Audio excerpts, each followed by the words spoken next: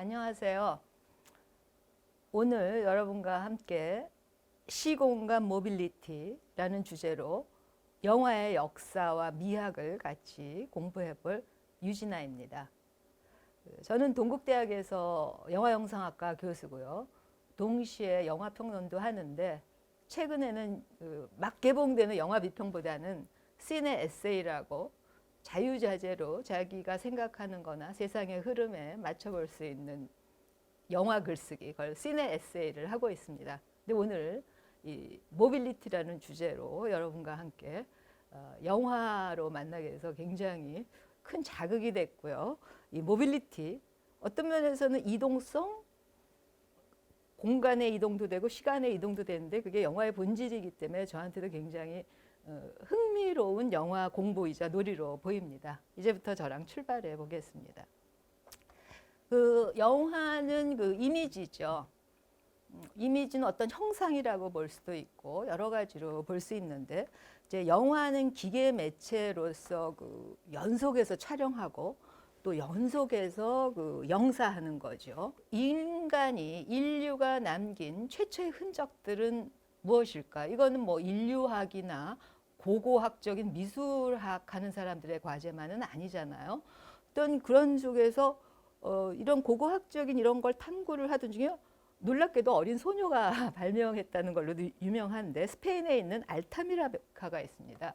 그걸 이제 후대에 학자들이 추정하기로 후기 구석기 시대다. 이게 후기 구석기 그럼 뭐 수만 년 전인데 동물의 뼈와 이런 걸로 그린 게 아닐까. 그래서 이게 이제 농경사의 이전 구석기 시대니까요. 후기로 보고 있습니다. 거기에 보면 이렇게 들소들이 이 벽 속에 이렇게 흔적이 있는데 그 인류가 남긴 회화 중에 혹은 이미지 흔적 중에 가장 오래된 건데 약간의 그때도 움직임을 중요하게 생각했던 것 같아요. 이게 다리라든가 이런 게 막 꼭 네 개가 아니라 여러 개로 말하자면 움직임을 정지된 것 속에서 그려보는. 제가 그 어떤 책에서 보면서도 혼자 상상을 해봤는데 수렵 채취 시절에 그 먹을 거가 떨어질 수도 있는데 폭풍우가 치고 너무 춥고 이러면 못 나가잖아요. 그럼 거기 모닥불 키우고 이 안에서 이게 끼리끼리 좀 뭉쳐서 살았으니까 거기에 뭔가 얘기도 하면서 이렇게 흔적을 남긴 거. 그래서 예술은 정말 인간의 본질인 것 같습니다. 그 인류 고고학적으로도 그렇죠.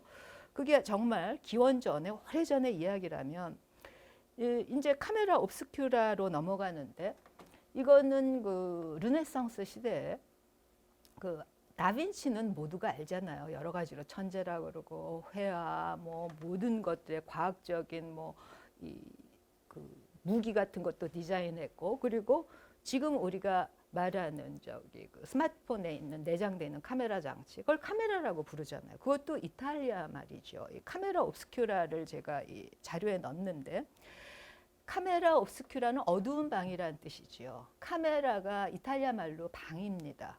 그래서 이거는 이 다빈치가 그 디자인한 것이었죠. 그래서 이 빛이 들어오면 그게 어두운 방에 들어가면 그 빛이 들어가면 이렇게 위아래가 상하가 거꾸로서 보여지는 그 영사까지도 되는 효과를 보여주는데요. 이게 이제 1544.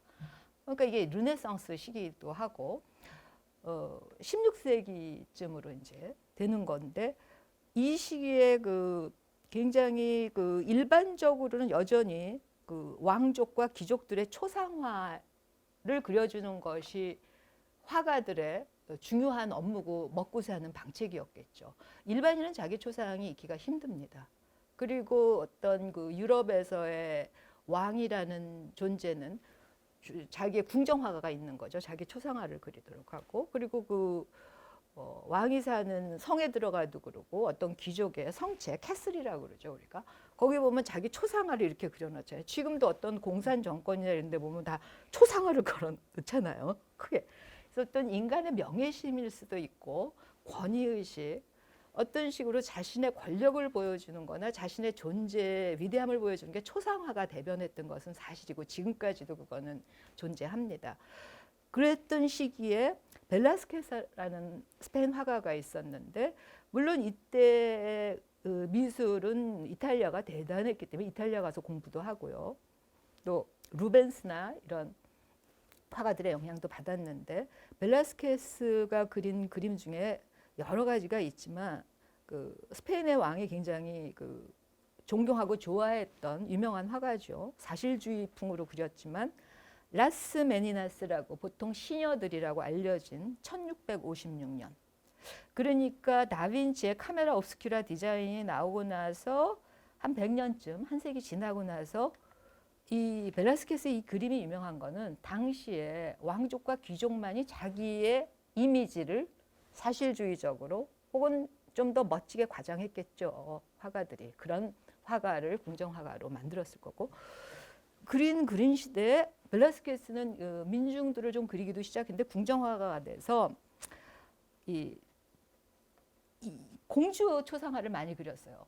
5살로 나오는데 기록에 의하면 이제 곧 다른 유럽의 다른 나라로 결혼할 거기 때문에 많은 그림을 그렸지만 사실 부모의 초상화를 벨라스케스가 그리는 모습입니다. 부모의 초상화는 보이지 않고 미전 아빔이라고 그러죠. 좀 유식한 말로 프랑스 말인데 미궁 속에 넣듯이 프레임 안에 프레임이 있는데 흥미로운 것은 화가가 자기가 그림을 그리고 있는 자기 모습을 보여줬고 또 실제로 이 화가가 그리고 있는 공주도 있지만 그 부모인 왕과 왕의 부인 왕비라고 그러죠. 그분은 우리와 같은 그 시청자 혹은 관객의 입장입니다. 이거를 이제 굉장히 미학적으로 어떤 생각을 했던 간에 굉장히 위대한 그림인데 제목이 많았지만 그 옆에 둘러싸여 있는 사람들이 시녀들이에요. 왜냐하면 자기 초상화를 남기기 위해서 잠깐 야, 한 1분만 보고 알아서 그려 멋지게 이렇게 하겠어요. 좀 몇 시간이고 있어야 될 거 아닙니까? 중간에 쉬더라도. 그러니까 왕도 힘든 거예요. 귀족도. 그러니까 공주님이 아마 부모님을 기쁘게 해주려고 위로해 주려고 왔을 거고 그 옆에 시녀들이 또 공주 옆에서 그 광대가 살았죠. 옆에서 조금 이그러진 표정처럼 보이는 사람들 광대도 등장하고 또 개, 반려견이라고 요새는 그러나요? 그래서 이거는 굉장히 많은 이것만으로도 제가 1시간 특강을 할 수 있을 정도로 화면 구성과 이걸 미장센이라고 그럽니다. 화면을 구성하는 방식 이런 거에서 일반적인 그 시대의 왕족이나 귀족의 초상화는 다른 단독 혼자서 뭐 말을 타고 있다 멋지게 이렇게 쫙 이렇게 있는 것이 아닌 어떤 그 삶의 풍경 속에서 자기 이미지를 갖는다는 것은 어떤 것인가 또 그 고통을 예술로서 보상하는 화가라는 존재는 누구인가 이런 것들을 생각해 하는 벨라스케스 그림을 어떤 초상화의 회화로서 정지된 이미지에 굉장히 이건 미래로 가는 길을 보여주는 거죠. 대중화되는 이미지. 초상화는 왕족만의 것이 아니야. 이런 뜻이겠죠. 그래서 곧 19세기 중반 다게레오타입으로 넘어갑니다. 여기 그 오른쪽 위에 보시면 초상화 정면의 여성과 측면의 남성이 나오는데 이게 어떤 자기 가족의 앨범이나 그 안에도 들어가지만 그 장신구로서 굉장히 중요한 어떤 그 인테리어 효과죠. 집에 놓는다든가 탁자나 침실에 놓는다든가 혹은 자기 지갑 속에 가지고 다니는 사진을 모든 일반인은 아니지만 상당히 많은 사람들이 갖게 된 것은 사진기, 카메라의 발명입니다. 그걸 이제 다게르라는 사람이 했기 때문에 다게르 타입이라고 불렀는데요. 1840, 50년대 이게 대유행을 했습니다. 그래서 이 회화에서 그림으로서 초상화가 어떤 면에서 한풀 죽지요. 그리고서 미술에서는 인상파가 나옵니다. 이제는 사실 그 자체를 멋지게 그리는 것보다는 어떤 예술적인 변화 이것도 하나의 모빌리티지요. 어떤 그대로 사진 같은 그림은 이제 의미가 없어졌다는 겁니다. 왜냐하면 사진이 더 정확하니까요. 그리고 가격도 더 저렴하죠. 초상화가한테 자기 그림을 그리게 한다는 건 하나의 신분이고 귀족 이상이어야 됐고 이랬는데 다게르타입은 그거보단 저렴하지 않습니까? 사람들이 너무 놀란 거예요. 자기 이미지를. 요새는 흔한 거죠. 왜냐하면 거울 대신에 스마트폰 보는 사람들 많던데. 하지만 그때를 좀 생각해 보자고요. 한 거의 200년 전, 200년 조금 못 됐는데 한 180년 전 얘기니까요. 그리고선 다게레오타입이 있었기 때문에 그것을 그 카메라 다게르오타입이라고 불렀는데 그거를 연속해서 찍는 거야. 착착착착착. 그런데 동시에 찍는 그 기계가 동시에 연속해서 상영을 하면 움직임이 생기죠. 오늘 우리의 이 페스티벌의 주제 모빌리티, 이동성. 이미지가 이동하면 눈에 어떤 착시가 있냐면 그게 움직임으로 보이는 거죠.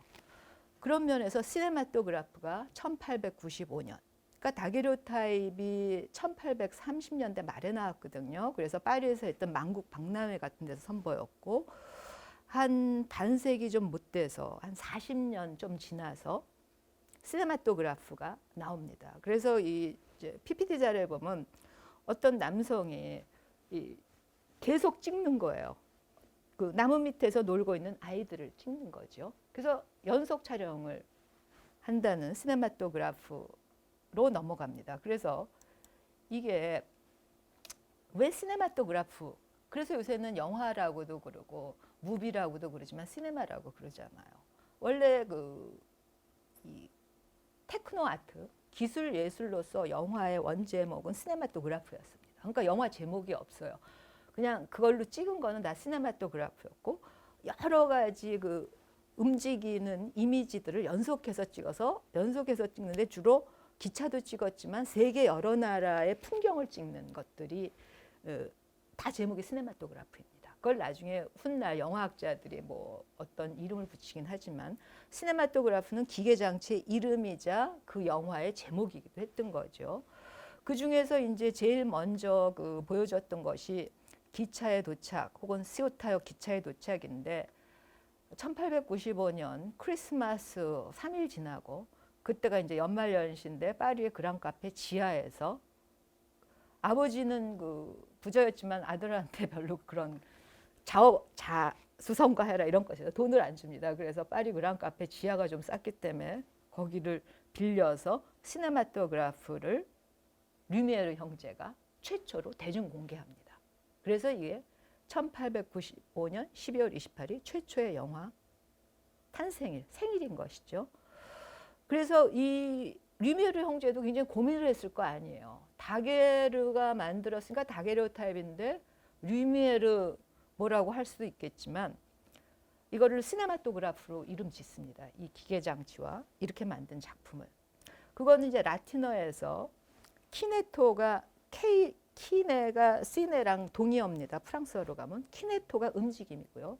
그라페인이 그라피움 새겨넣다. 움직임을 새겨넣다.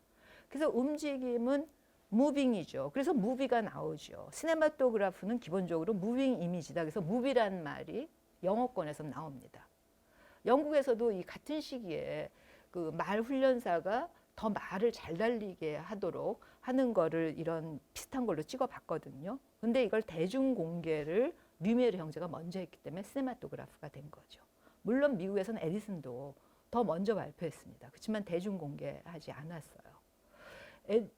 제가 알고 있는 영화사적인 정보에 따르면은 에디슨은 상당히 뭐 가난한데 꿈이 많고 뭐 막 이렇게 우리가 어떤 천재 소년의 뭐 노력은 성공의 어머니 뭐 이런 걸로만 알려져 있지만 영화사 초기 기록 보면 에디슨은 굉장히 많은 걸 발명했는데 아주 돈을 벌 꿈이 굉장히 컸던 것 같아요. 그래서 어떤 면에서는 예언적이죠. TV 같은 걸 생각했어요. 지금 이거랑 비슷한데 이만해요.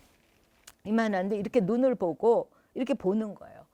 그래서 키네토스코프라고 하는데 그거를 하나씩 팔려고 그랬어요. 그러면서 대중공개가 안 된 거죠. 그렇기 때문에 최초의 영화를 에디슨의 키네토스코프로 할 것이나 혹은 시네마토그라프로 할 것인데 영화는 대중적으로 극장 문화가 이제는 또 다른 OTT 서비스 시대로 갔지만 OTT는 지금 우리가 보는 유튜브 혹은 넷플릭스 어떤 스마트폰으로 보는 이런 거죠. 오버 더 탑의 약자 OTT로 갔지만 일단은 극장 중심이었잖아요. 거의 한 100년 좀 될 정도로.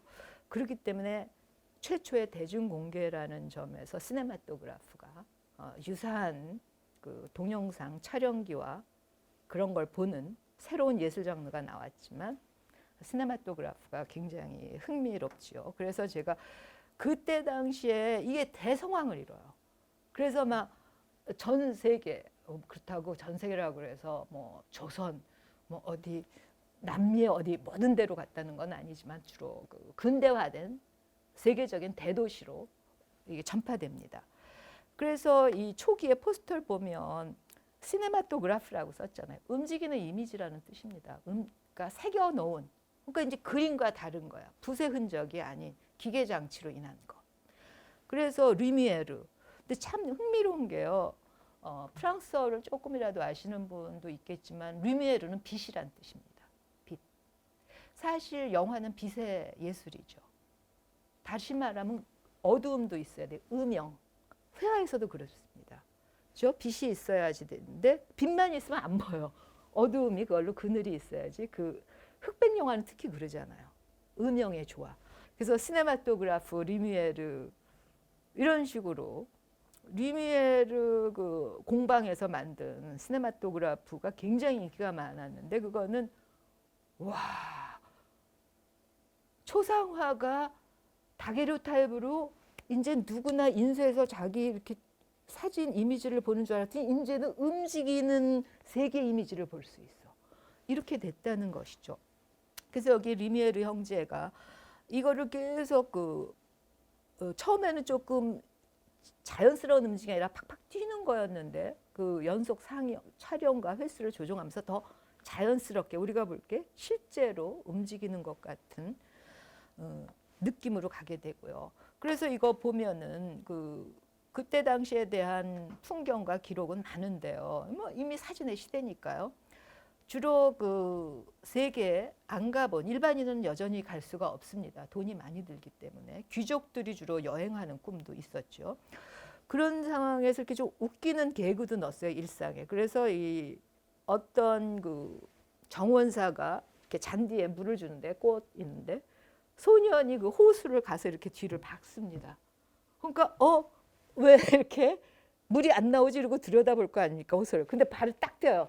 그럼 확 물벼락을 맞는 거죠. 그래서 어떤 면에서 이거는 최초의 사실 기록인 것 같지만 개그나 코미디 효과가 있습니다. 그래서 사람들한테 웃음을 유발하는 거. 혹은 뭐 커다란 건설 현장보다는 이렇게 집에 벽을 부수면서 새로 지려고 할 때 벽을 부술 때 이게 벽돌이든 돌이 허물어져 내리는 움직임을 보여주는 것이 핵심이었죠.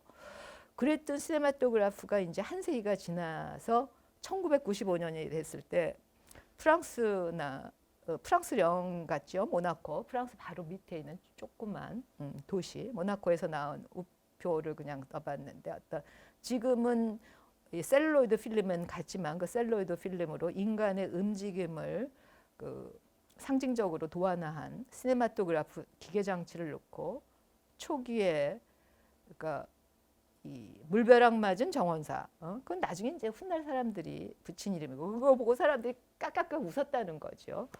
그리고 이런 움직임에 대한 탐구, 기록 그런 걸로 기념우표도 만들었고요. 깐느에서도 어떤 면에서 할리우드 영화가 지배하는 현실에서 프랑스의 영화 자존심을 걸고 하는 깐느 영화제에서 세계 영화 탄생 100주년 기념으로 여러 나라나 지역의 영화 100년 센티니얼 버스데이죠. 그거를 기념하는 다큐멘터리 섹션을 넣기도 했습니다.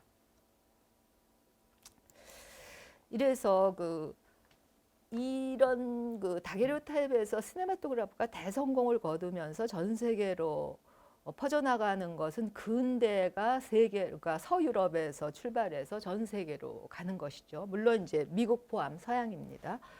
그러면서 그것은 특히 구체적인 우리의 교통수단으로 일반인이 경험한 것은 기차입니다. 그래서 최초의 영화도 대표작으로 기차의 도착이라고 지었겠지요.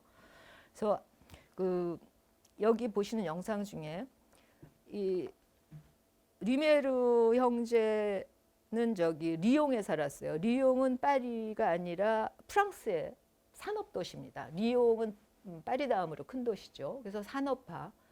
지금 근대화에서 이 산업혁명이 일어난 데가 파리보다 더 그쪽에서 기계문명이나 이런 것들이 했고 아버지가 이런 필름 관련 회사를 했던 것 같아요. 공장. 그 기차 거기 있는 기차역인데 그게 라치오타라고 불렀는데 치오타역에 기차가 움직이잖아요. 기차가 원경에서 근경으로 멀리에서 나한테 점점 가깝게 오는 거잖아요. 그거를 이제 사람들이 기다리고 있는 거죠. 그러니까 우리 지하철 생각하면 돼요. 지하철이 오면 내리고 타는 거잖아요.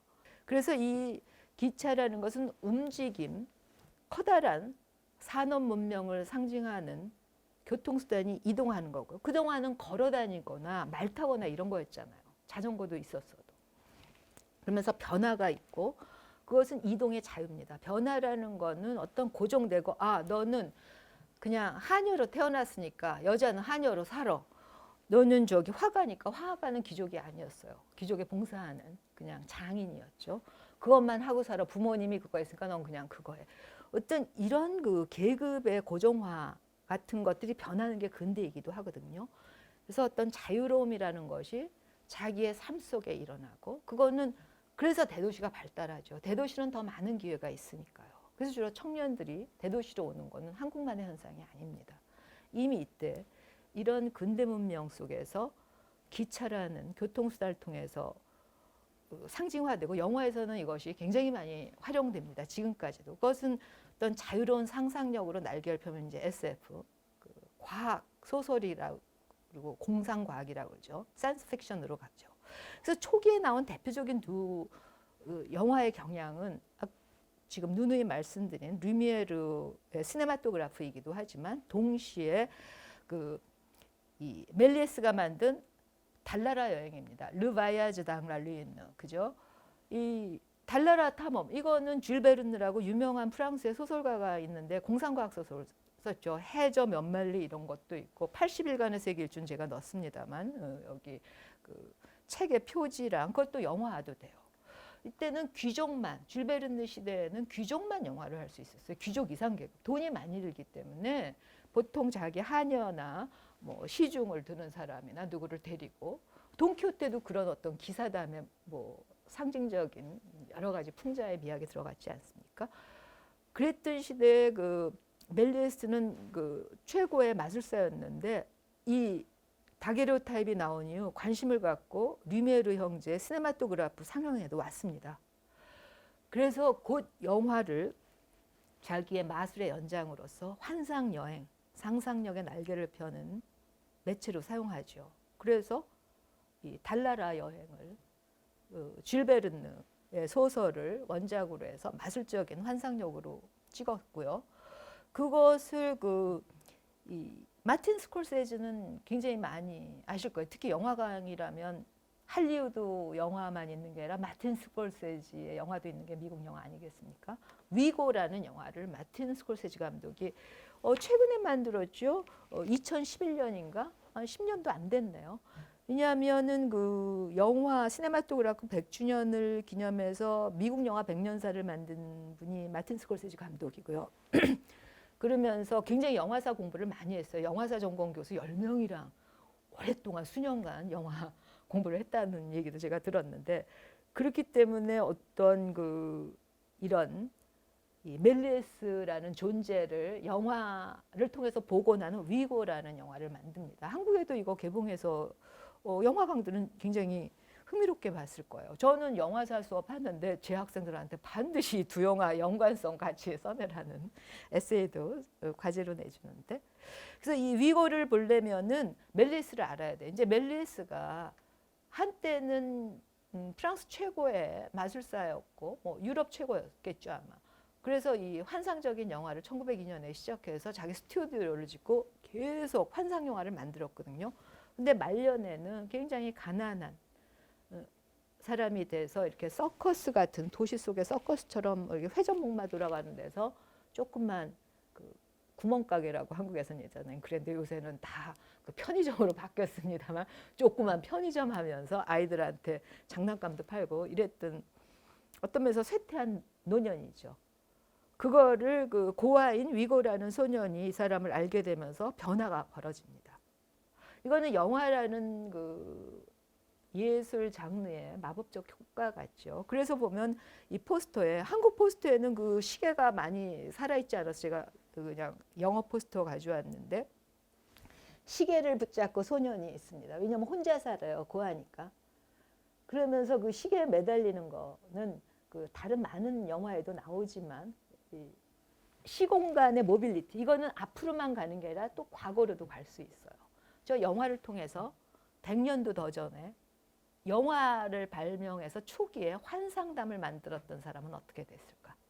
그 흔적을 찾아가는 굉장히 흥미로운 영화사 영화이기도 합니다. 그래서 이런 거 보면요. 영화라는 게 여전히 지금도 인기가 있는 것은 시공간 이동을 통해서 그 영화의 것은 본질이고 그걸로 답답하거나 갇혀있는 삶을 사는 사람한테 어떤 심리적인 자유로움, 그리고 그것은 심리적인 거에 그치지 않고 그것이 이제 점점 현실로 나아가는 그런 방법을 제공하는 원동력, 영감을 주는 인스피레이션, 저는 그런 거가 된다고 생각합니다. 그래서 이제 트레인 무비라는 제목으로 제가 좀 모아봤는데요. 영화사를 공부하다 보면은 그 초기 영화부터 지금에 이르기까지 이 기차라는 교통수단, 다시 말하면 이동의 자유로움, 말이 있어야 되는 귀족, 혹은 여자들은 이 한반도 쪽 조선이나 그 이전으로 보면 약간 신부이나 해서 가마타지 나오지도 못했고 보면 뭘 쓰고 다녀야 되고 정말 불편한 세상 아니었습니까, 과거에. 그런 상황에서 등장한 기차라는 것은 대단한 변화를 줬죠, 대중한테. 그래서 이 초기에 미국 영화의 그 초기 영화, 오늘날의 할리우드가 가능했던 이유, 무성 영화죠. 그러니까 이민으로서 성립된 게 미국이니까 영어 몰라도 돼요. 저 이탈리아에서도 오고, 뭐 물론 이탈리아랑 영어는 비슷하지만 같은 알파벳이고, 어쨌건 무성 영화이기 때문에 그 움직임을 통해서 어떤 삶의 스트레스를 해소한다든가 또 다른 세상을 구경하는 재미, 이런 건데 대표작이 그 에드윈 에스포터의 대열차 강도 사건입니다. 1903년 작품인데요. Great Train Robbery. 이건 뭐냐면 미국이 동부에서 시작해서 이제 유럽에서 가서 대서양으로 미국의 동부가 되잖아요. 거기서 점점 서부로 가는 거가 미국 개척의 역사잖아요. 그래서 이 대륙 횡단철도 이런 것들이 나오면서 미국이 뭐 골드러시도 일어나고 아메리칸 드림도 생기는데, 그런 초기 무렵에 그 강도가 열차를 타서 거기에 있는 사람들의 돈이나 그 보면 정거장이 있잖아요. 거기에 어떤 그 은행들이 생기면서 도시가 생기면 거기에 금화라든가 돈을 어떤 커다란 배낭에 넣잖아요. 이거를 훔치는 그 도둑 영화네요. 그러니까 범죄물. Great Train Robbery가 대응에 성공합니다. 그래서 에드윈 에스포터의 스튜디오가 아주 성공했고 거기에 그리피스라는 대서사극을 만드는 이제 감독도 나오게 되는 거고요. 그리고 이제 우리가 찰리 채플린은 너무 유명하니까 그 같은 시대여도 그거와 어떤 양대 산맥을 이루는 버스터 키튼이라고 하는데, 버스터 키튼의 대표작은 The General인데요. 제너럴 호죠. 이게 기차입니다. 기차라는 것이 굉장히 중요한 거예요. 우리 소위 SF에서 이 우주선 같은 존재라고 생각하시면 되겠죠. 그래서 거기에서 어떤 코믹 액션을 벌이는 더 제너럴도 포스터라든가 명장면은 이 기차에서 벌어지는 일이죠.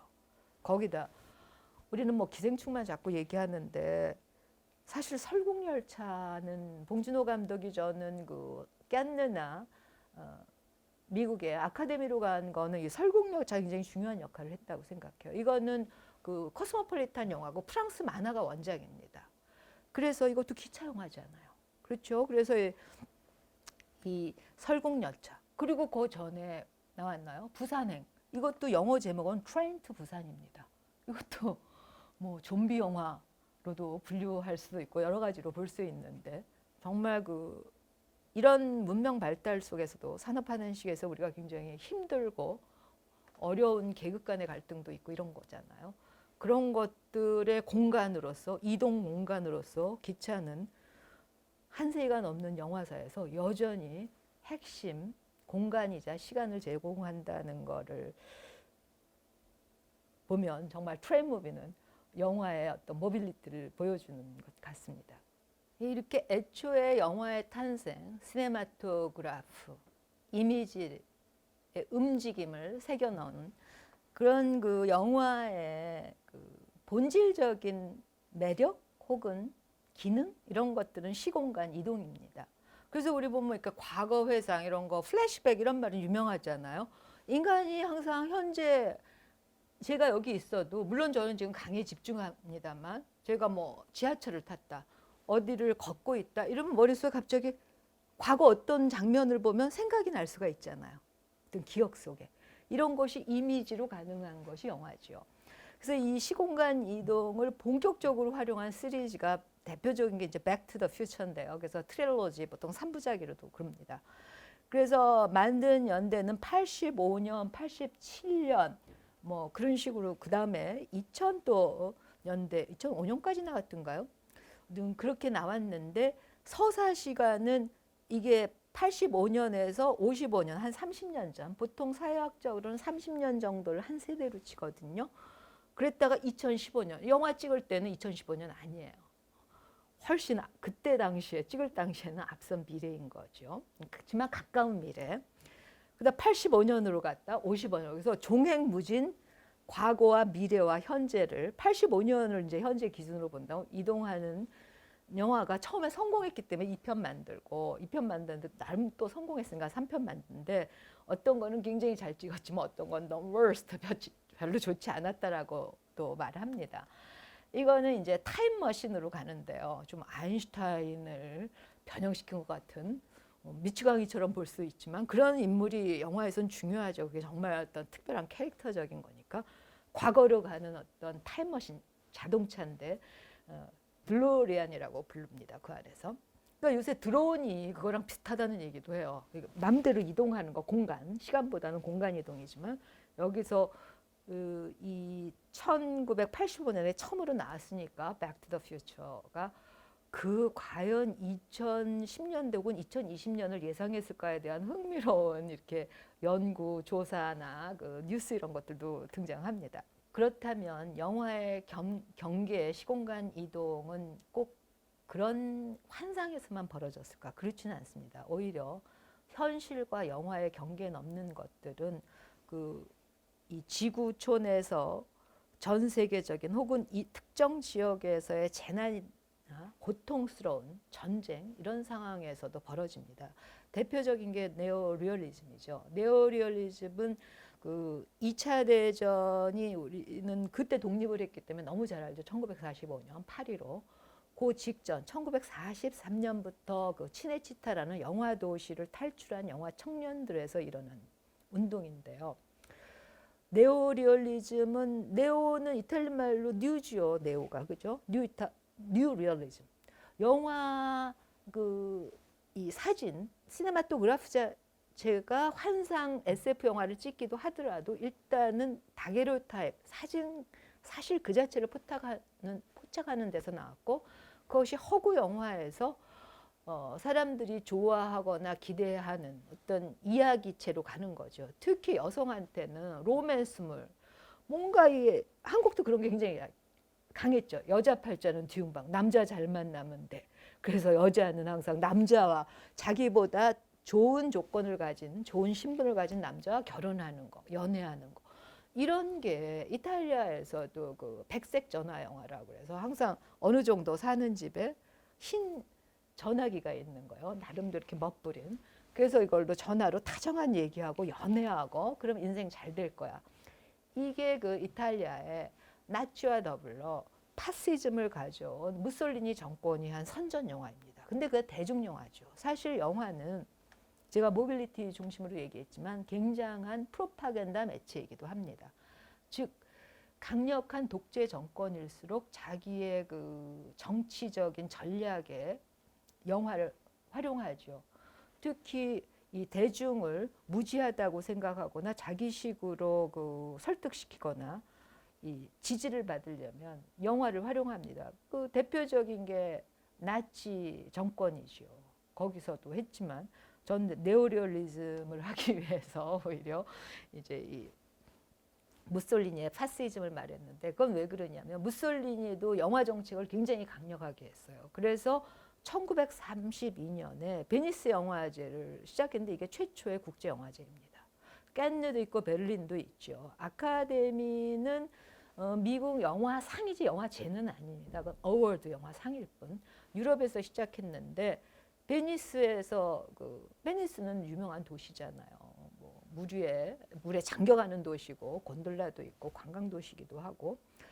그래서 이 베니스에서 비엔날레 2년에 한 번 한다는 거죠. 그런 식으로 베니스 비엔날레 영화제로 시작했는데 영화를 자기 독재 파시스트 정권의 굉장히 중요한 수단으로 해서 37년에는 치네치타, 세계 최초의 영화 스튜디오 도시입니다. 그래서 치네치타도 치네가 시네지요. 우리 영어나 프랑스어고 치타가 도시고요. 영화 도시라는 뜻. 저도 치네치타 가봤습니다만 이제는 관광 장소 같이 거기서 영화 잘 안 찍어요. 과거에는 세트 안에 영화 찍을 수 있도록 높은 천정에 조명기도 놓고 또 세트 촬영을 하는 거죠. 그러니까 자동차가 나도 직접 운전하는 게 아니라 자동차가 고정돼 있어. 그 뒤에 배경을 흘러가게 해요. 이런 식으로 이루어졌던 게 그 시대의 영화인데 치네치타가 그런 세트를 완벽하게 독재자 무솔리니 정권에서 만들었고 그래서 이 영화는 또 남성의 것이죠. 여자는 주로 스크립터나 보조직으로 하고 배우는 이제 여자 배우는 관능적으로 수명도 짧죠. 항상 20대 중심으로 그런 관능적인 여자들 중심으로 만들어냈기 때문에 이런 얘기가 나와요. 치네치타에 멋진 차를 타고 감독이 여배우를 탁 옆에 태우고 자기 영화의 주인공이나 조력이자 자기 어떤 쾌락의 대상일 수도 있겠죠. 그건 뭐 미투 역사가 보여주고 진행 중이고요.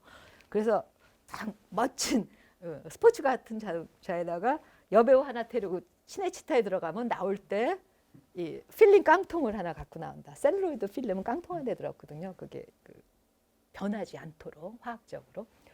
그런 게 치네치타에서 나온 치네치타가 그렇게 많은 홍보를 했고 또 최고의 영화 도시 스튜디오이기도 했습니다.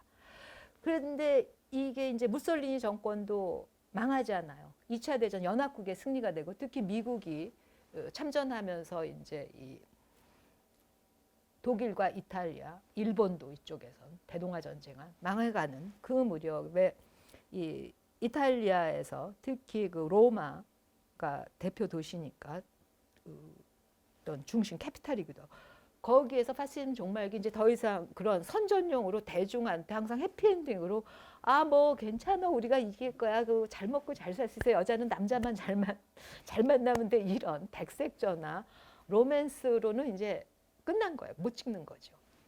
그런 상황에서 조감독을 하거나 비판의식을 느낀 영화 청년들이 네오리얼리즘 영화를 만드는데 이때는 어떻게 되냐면 스튜디오 시스템을 나와서 이제 거기는 다 파편화됐고 영화 지니까 전쟁에서도 폭격도 당했고요. 세트를 떠나서 이게 완전히 가공적으로 만든 허구적 세상을 떠나서 거리 삶의 현장으로 우리는 지금 실업, 빈곤, 먹고 살기도 힘들다. 이런 것을 일반 배우가 아니라 다큐적인 카메라로 치네치타에서 이제는 영화 만들던 사람들도 떠났어. 그죠? 이제는 자기 살 길 찾아서 가야 돼요. 그동안 정부가 좋아하는 영화 만드는 사람들은 도망가거나 망명해야 되죠. 그러니까 버린 NG 필름 그거를 갖고 거리로 나가면서 찍은 게 희망 없는 이 허구 그동안 정권의 독재로 지탱되어 왔던 허구적인 영화 세계를 떠나서 현실로 나간 것이 네오리얼리즘입니다. 그래서 사실주의는 미술사조나 여러 가지 문학에서도 있었지만 네오가 붙은 것은 이제 영화 치네치타 가장 어떤 면에서 안전하게 오고 모든 게 갖춰진 현장에서 찍을 수 있는 영화를 벗어난 네오리얼리즘이 1943년 2차 대전 종전 전부터 시작됐고요. 이때부터 영화가 극영화에서도 허구 영화도 이렇게 가짜 얘기 웃기는 것만 하는 것이 아니라는 교훈을 주면서 효과를 보여주게 되죠. 그게 이제 뭐 오세시오네도 있습니다만 로마, 치타, 오페르타 이게 열려진 도시 로마. 그거는 뭐 아무나 들어와도 된다는 열려진 도시보다 어떤 독재 정권이 잡았던 데서 무슨 일이 벌어졌나. 레지스탕스 운동도 있었고요. 거기에서 미친 듯이 절규하면서 뛰어가면서 죽임을 맞는 여성의 모습 이런 것들이 굉장히 일반적인 그냥 부드럽고 아름다운 백색 전화 영화가 할 수 없었던 것들이 등장하게 됩니다. 그래서 한국에서도 굉장히 인기가 많은 영화로 그 라스트라다 길이라고 있는데 페데리코 펠리니 영화인데 이것도 역시 그런 상황에서 나온 거죠. 네오리얼리즘의 영향에서 나고 그 이전에 그 나왔던 영화로는 이제 자전거 도둑이 굉장히 유명한데 자전거도 이동수단이죠. 그래서 이 자전거는 인물 캐릭터처럼 중요하고 특히 아이의 시선이 들어간 것도 중요한데 이 자전거 도둑 같은 경우는 그 빅토리아 데스카는 무솔리니 그런 파시스트 정권에서 유명 배우였어요. 그런데 세자레 자바틴이라고 시나리오 작가이자 이런 이 시대 사상가를 만나서 영화라는 건 내가 이 외모가 좀 출중하다고 그래서 짜여진 각본대로 이렇게 멋진 미남으로 아이돌 스타 되는 게 아니구나라는 생각을 하는 거예요. 그러니까 어떤 사유하는 이 현실의 고통 속에 뛰어드는 감독이 돼서 만든 게 그 자전거 도둑입니다. 그래서 다 이제 패전하고 실업이고 먹고 살 게 없는데 이 전당포에서 침대보를 그 맡기고 옛날에 그 자전거 낡은 자전거를 찾아서 관공서에서 주는 직업이죠. 그게 뭐냐면 어떤 국가에서 홍보하는 이제 패전한 정부지만 국가 같은 거가 있으니까 포스터를 붙이는 거예요. 그러면서 자전거를 또 누가 훔쳐가네요. 전당포에서 힘겹게 되찾아온 자전거를. 그래서 이 자전거는 먹고 사는 수단이라는 뜻입니다. 그래서 그걸 막 자기 자전거를 찾으러 갔다가 놓쳐요. 도둑을. 그때는 굉장히 그런 게 횡행했다는 어떤 시대의 반영이죠. 그래갖고 어떻게 할까 하다가 어린 아들이랑 막 자전거 찾아 방황하다가 결국은 남의 자전거를 훔치려고 하면서 그걸 아이가 봅니다. 근데 그거 걸리죠, 주인공은. 그래서 인생은 얼마나 힘든가. 그러니까 자전거 하나도 사기가 힘들고 중고로 전당포에서 찾아온 것을 또 도둑 맞았는데 그러면 어떻게 다시 좀 새롭게 하지? 도둑놈 뭐라고 그럴 게 아니에요. 자기 자신이 자전거 도둑이 되는 거죠. 그래서 정말 이 빈곤의 굴레라고 그럴까요? 이런 거에 대한 고발입니다. 그래서 여기 나온 그 배우들은 다 비전문 배우. 거리에 정말 실업으로 하루하루 먹고 살기가 힘든 그 삶의 표정을 적나라하게 보여주는 상징적인 대표작이기도 하고요. 그래서 사실 이 네오리얼리즘을 영화, 예술, 미학에 굉장히 중요한 것으로서 그 칭송하고 전파한 분이 앙드레 바쟁이라는 그 영화 평론가인데 까르두 시네마를 만든 분이기도 하지요. 또 그런 분의 제자이자 같이 까르두 시네마에서 영화평을 쓰던 친구들이 시네필들이 만든 운동이 누벨바그입니다. 이 50년대 말 그러니까 이제는 네오리얼리즘은 좀 한물 갔습니다. 이렇게 이 영화사나 다른 역사를 보더라도 어떤 풍조가 계속 갈 수는 없어요. 그게 한물 갔는데 그걸 간 줄 모르고 계속 집착하는 사람은 있다고 치더라도 어차피 또 변하는 거죠. 이제는 그 패전한 이탈리아도 좀 살만해졌고 다른 문제가 생기고 이런 건데 프랑스는 승전했잖아요. 나치의 일부 짧은 기간이어도 점령 당했지만 그런데도 어떤 68 학생혁명을 예고하듯이 50년대 말부터 기존의 프랑스의 영화는 어떤 문학에 종속되고 시나리오라든가 어떤 패턴에 맞춰서 장르의 틀에 갇힌 영화라는 것을 비판하는 자유로운 누벨바그라는 운동이 벌어집니다.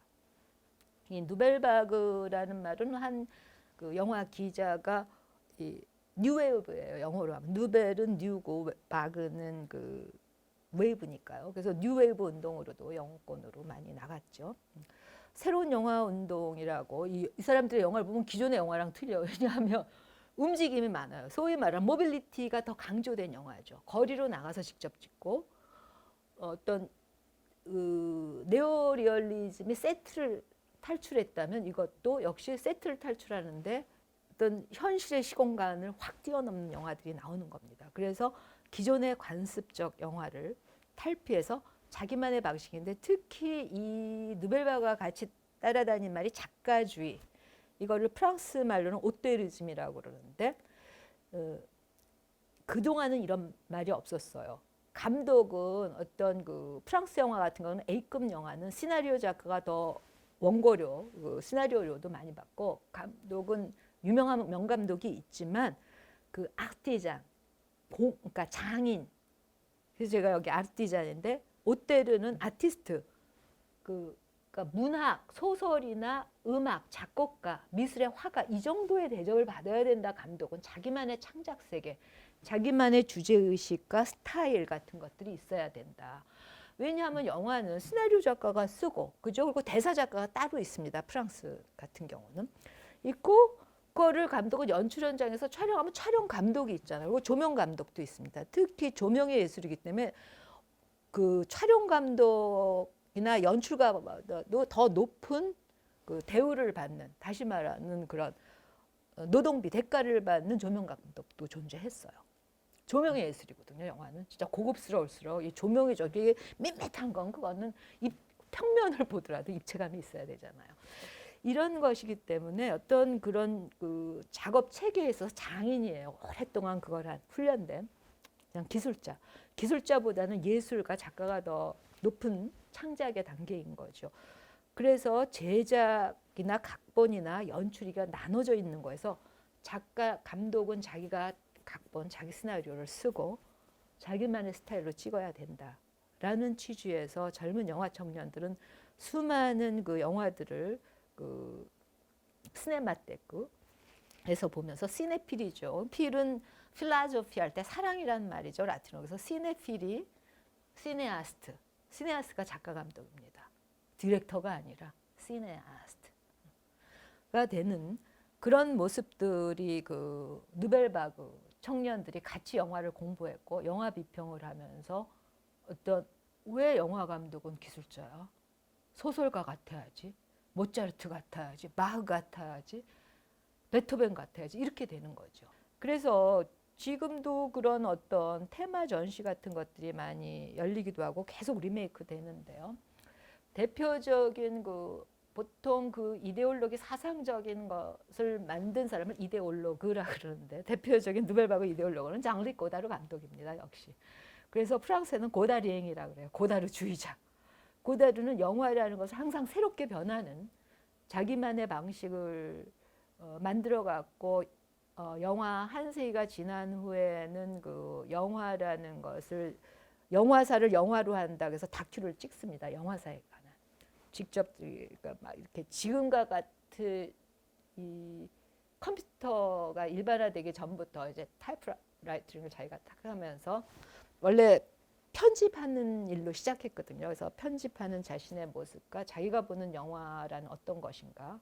그래서 비디오 시대는 비디오 그 회사를 만들어서 직접 그 자본으로부터 독립해 보려고도 했고 또 자본적인 산업화된 영화도 찍어봤지만 결국 그 영화라는 것은 이 고전적인 그 이미지의 역사로서 무엇을 할 수 있는가를 탐구하는 영화를 만든 분이 고다르인데 그 초기 누엘바그의 어떤 문을 연 트리포와 더불어 고다르의 내 멋대로 회로가 대표작이기도 하죠.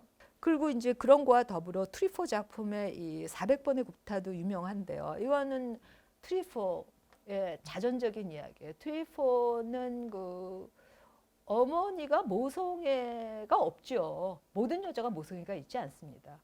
그래갖고 뭐 다른 남자랑도 또 살아보지만 뭔가 돌봄을 받고 그 예민한 사춘기 시기에 굉장한 불량 청소년으로 소년원에 있다가 영화광이기도 해서 계속 그 까이드 시네마에 뭔가를 보내서 앙드레 바쟁이 그러니까 의부라고 그러나요? 어떤 양부 노릇을 굉장히 잘하면서 감독으로 키운 정말 그 자기의 삶이 그대로 투영된 것이 400번의 구타입니다. 정말 작가로서의 그 흥미로운 영화고 지금도 굉장한 많은 공감을 받고 있고요. 그 트리포가 만든 또 다른 쥐일과 짐이라고 있는데요. 이 영화는 이제 여성 같은 경우도 너무 정숙한 여자, 항상 지금도 여전히 정숙한 여자보다는 남자한테 그 지배되거나 남자한테 의존적인 여성이 많이 등장하지만 그땐 더 심했겠죠. 그런 가운데서 쥐일과 짐이란 남자가 한 여성을 사랑하면서 벌어지는 여전히 제가 보기에는 뭐 이렇게 여성이 독립적으로는 안 보이지만 그때 당시 형편에서는 뭔가 이렇게 보이실 룩이죠. 탐보일 룩의 여성이 같이 뛰어가는 그 박물관 안으로도 뛰어가는 걸로 몽상가들은 보여줬고요. 그래서 이런 것도 연출해 보고요. 이거가 나중에 베르톨루치 감독이 최근에는 몽상가들이라는 영화로 만들어내죠. 제가 이제 최근이라고 하는 거는 바로 뭐 올해 2020년 혹은 2019년이라는 건 아니지만 그 후에 1962년에 나온 영화를 이거 과거를 그대로 회고하면서 만들어낸 몽상가들. 그러니까 어떤 면에서는 누벨바그 그 청춘들을 만나고 싶으면 이 몽상가들을 보면 좋습니다. 제가 그렇게 권유하기도 하는데 학생들이 굉장히 흥미롭게 보는 것 같아요. 지금까지 제가 느끼기로는. 그래서 과거의 그 시대의 분위기와 그 기계 장치와 이런 것이 그대로 고정적이지는 않지만 어떤 그 시대를 회고한다는 거, 백투 더 퓨처 같은 효과죠. 항상 어떤 위기라든가 어려움 속에서 인간은 자유를 위해서 이동해 왔다는 현실을 보는 것 같습니다. 그런 점에서 지금의 현실은 OTT 서비스죠. 오버 더 탑. 저는 집에 TV가 없습니다.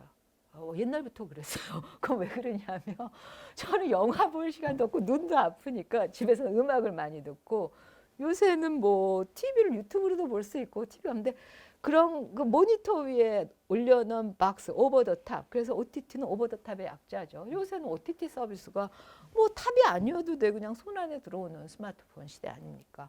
거기에서 움직이는 이미지의 모빌리티는 어떻게 됐을까를 이제 거의 여러분과 제가 오늘 저기 에필로그처럼 마무리를 지어야 되면서 고민을 하면서 보니까 오늘 저만 해도 여러분을 영화적으로 만나네요. 그죠? 제가 카메라 2대 앞에서 지금 여러분을 상상하면서 하잖아요. 이제 영화적으로 강의도, 영화 강의도 더 영화적으로 하게 됐고요. 그런 거는 뭐 최근에는 제가 2000에 올해 그러니까 9.19에 이천의 대극장에서 하는 일루전 페스티벌에서 경계 넘기라는 주제로 놀이하는 인간이라는 제 호모 루덴스 프로젝트로 강연을 했거든요. 근데 객석이 비어 있었는데 이제 제 스텝이 있고 제 아는 분이 있어서 한 4명 정도가 대표 관객이면서 유튜브와 네이버 TV에 생중계되는 강의를 하는 OTT 모빌리티 시대에 저는 영화 강의를 합니다. 영화 공연도 하고. 그래갖고 최근에 어떤 일이 있었냐면 일주일 전에 여성인권영화제 제가 심사위원장이었거든요. 그래서 다 OTT 서비스로 영화 봤고요. 이 유튜브로 생중계되는 거를 저는 줌으로 제 심사평을 녹화해서 보냈어요. 그래갖고 이 여성인권영화제는 제가 1회 때부터 했거든요. 이 왜 하게 됐냐면 여성의 전화에서 하는데 여성은 매 맞는 여성들이 도망갈 데가 없다는 거예요. 쉴 곳이. 저도 몰랐어요. 저도 이제 너무 사회에 무관심했거나 너무 제 기준으로만 세상을 봤던 건 아닐까라는 반성도 하면서 독일 여성들이 그 후원 자금을 줘서 그런 여성들이 전화의 시대에 전화할 수 있어서 만든 게 여성의 전화인데 지금의 영화제 그 흐름에서는 여성 영화제가 있어도 정말 갈 곳이 없는 자기만의 시공간이 없는 피해자들의 문제를 이슈하는 영화제가 여성인권영화제입니다. 그런데 올해는 지금 상황이 이러니까 모빌리티 영화제를 한 거죠. 심사도 그렇게 했고요. 그래서 과거에는 이렇게 무대에 앉아서 관객과 대화하던 것도 이제는 오늘처럼 카메라로 제가 그냥 얘기를 하는 이런 현상이 되는데 그래서 이런 우리가 스마트폰으로서 모든 걸 하는 게 저만 하는 게 아니잖아요. 그래서 줌 회의나 이런 거 할 때도 한 뭐 수업할 때 그러고 막 20명도 볼 수 있고 16명도 볼 수 있고 더 많이 설치하면 모니터도 2-3개 설치하면서 볼 때도 있고 그래서 떠오른 게 백남준 선생님인데 이 다다익선 이게 1988년 우리는 88 올림픽 했다는 게 세계적인 긍지고 한국의 경제 성장이 또 이루어진 것도 사실이긴 합니다. 다다익선이라는 걸 만들었잖아요. 그때 TV 브라운관으로 만들었죠. 근데 뭐 브라운관도 고장이 나고 근데 계속 그리고 스마트폰의 그 줌이라든가 구글 미팅이라든가 웹엑스로 보는 화면으로 저는 보이는 거예요. 다다익선 이거 보면. 그리고 이런 제가 삼성 본관인가 가서 봤는데 이 다다익선도 그 미술관에 있죠. 보면 여러 가지 못 쓰는 TV 브라운관을 갖고 그 안에 회로를 연결해서 작품을 만든 분이 백남준 선생인데, 와, 이거는 지금의 OTT 서비스 시대에 정말 이 모바일 폰이랑 모바일 폰으로서의 스마트폰으로 사는 우리 자신의 삶을 예언했다는 생각이 들었습니다. 제가 굳이 그 얘기를 또 하는 이유는 저는 백남준 선생님한테 굉장한 영감을 받은 사람입니다. 오늘날 제가 이렇게 이런 강연을 하게 된 거, 오늘은 뭐 영화사 수업과 좀 유사한 수업이지만 공연까지 하게 된 거는 백남준 선생님의 런던에서의 그 엑스포지션, 그러니까 그 전시회를 관람하고 나서인데요. 거기에 자기의 이력서를 스스로 쓰셨는데, 서울에서 태어난, 저보다 이제 세상 떠나셨지만 굉장히 그 천재적인 중산층 이상의 소위 부잣집 아드님 같은 분이었는데 한국 전쟁이 너무 힘들었다는 거예요. 저는 그 후에 태어났으니까 전쟁은 제 경험은 아니죠. 그래서 너무 힘들어서 사는 게 I invent the play to entertain myself 이렇게 쓰셨더라고요. 그분만 영어로 하는 거는 너무 좋으니까 외워지더라고요. 저는 힘들 때도 항상 지금도 그 말을 저한테 제가 용기를 주려고 하는데 I invent the play to entertain myself. 나는 나를 즐겁게 하려고 놀이를 개발했다. 그래서 저는 영화 예술이라는 거 혹은 일반 예술이라는 건 놀이인데 남의 것만 보는 게 아니라 내가 발명하는 거구나. 요새 같은 시대에는 많은 직업이 없어지고 있죠. 이미 없어졌고. 창직이라고 하더라고요. create job. 직업도 만드는 거다. 강연도 요새 만들어야 되잖아요. 강의하는 방식도. 적응 못하면 못하는 거죠. 아니면 새롭게 만들어야 되는 거 아니겠습니까? 그래서 스스로 자기 생성을 하는 것. 그래서 네오리얼리즘도 그렇고 누벨바그도 그렇고 더 올라가서 시네마토그라프도 그렇고 더 올라가서 회화에서 그 많은 화가들이 자기 자신의 화법을 발명한 것이 오늘날의 내 손안에 스마트폰과 연결된다는 생각이 들었는데요. 그러면 서양 사람만 그랬을까? 그건 아니에요. 사상적으로는 더 먼저라고도 할 수 있는 장자 선생께서, 장자는 뭐 아카데믹 이르면 장주죠. 장주란 한 존재가 소요유란 말을 했습니다. 한자는 너무 쓰기 힘들죠. 쉽게 말하면 훨훨 날아서 나비처럼 자유롭게 논일다. 새처럼, 갈매기처럼. 모든 갈매기가 그렇지 않아요. 멀리 가는 갈매기는 따로 있겠죠. 자유롭게 놀다. 지금 그래서 우리가 갇혀 있기 때문에 어떤 면에서 집콕, 저는 연구실콕, 방콕 뭐 이렇게 말하잖아요. 그래서 해외여행, 자유화가 없어지고 싶어서 없어진 게 아니라 코비드-19 혹은 코로나 시대에 많은 어떤 그 제한을 받지만 그 대신에 스마트폰의 모빌리티는 굉장히 진짜 훨훨 날아 자유롭게 논일다죠. 오늘 아침만 해도 제가 카톡으로 저희 그 가족들, 외국에 사는 가족들과 오늘 나는 강연하러 가야 돼. 그러니까 영어로 막 그 encouragement, 저한테 용기를 주는 그런 메시지 같은 것들이 아무 때나 날아드는 거죠. 그리고 서로 얼굴도 보면서 통화할 수 있잖아요.